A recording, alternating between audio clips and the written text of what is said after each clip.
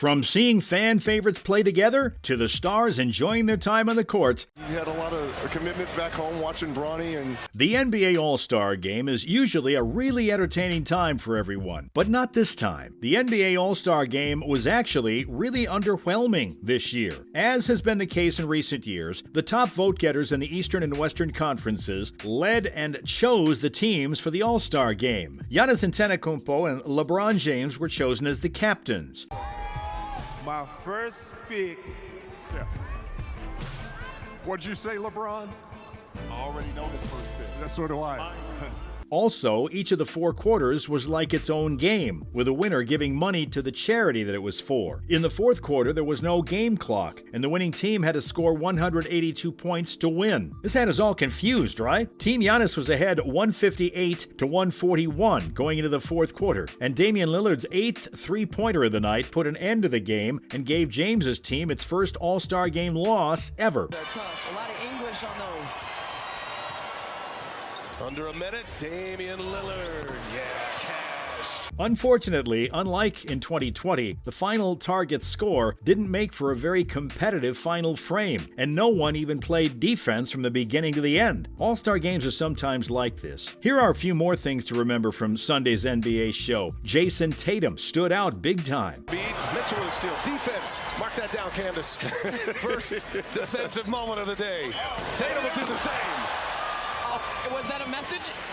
The 2022-23 NBA season has been dominated by high-scoring individual games. It's almost become normal to see a player score 50 or more points at least once a week. Well, during the All-Star Game, that player was Tatum. He went for a double nickel in the All-Star Game, breaking Anthony Davis's record of 52 from 2017. He did this to win the MVP award for the game. The star player for the Boston Celtics made 22 of 31 field goals and 10 of 18 shots from beyond the arc.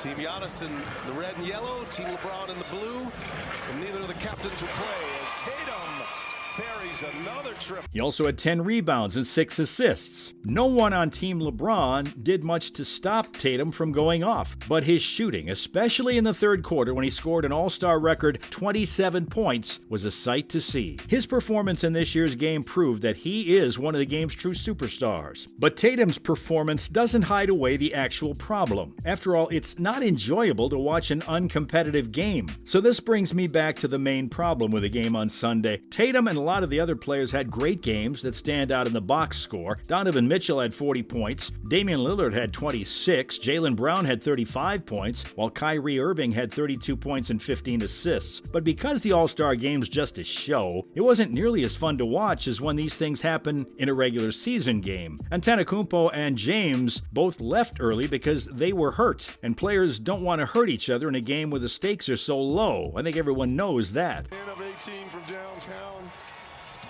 What a display. Look at Chuck. Chuck even knows. LeBron knows it's Dave. So even though the scores were through the roof, the game was boring to watch. Team LeBron's head coach, Michael Malone, said that this was the worst basketball game ever played. From his perspective, there's no debate here, coach. The fans pay money and they can't let their money go to waste. I don't know about you guys, but I watch professional sports because I want to see amazing athletic feats performed under a lot of pressure. Has 1/4. Donations to raise the future. Nice.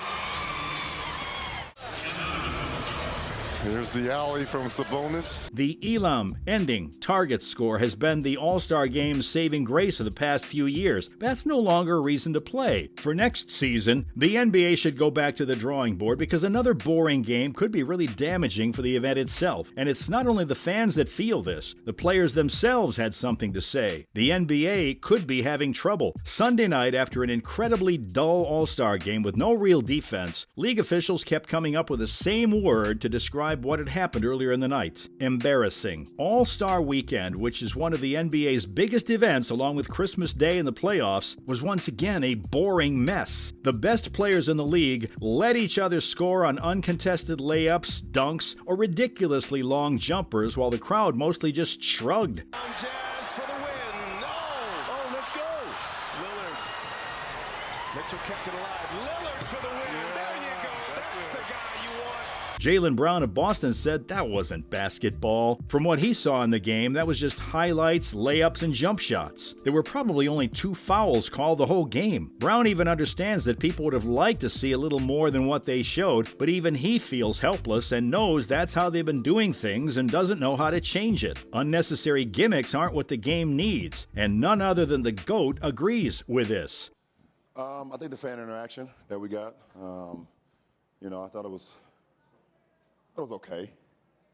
I like the last format. I like the format on TV. I think it was a little bit fun, more fun, cooler, whatever the case may be. But it's always good to try some things and see, how we can get better with things, especially with our... In order to make the games more competitive, the league gave away money to charity to the team that won each quarter, and they even set a target score for the end of the game. But as each player dribbled into the paint with no resistance at all, it was clear that the money for charity wasn't a motivator. A live draft before the game was another way to try to make things more interesting, but it didn't get much praise, though LeBron said he thought it was fine. He liked the way it was before and thinks it was a little more fun and cooler.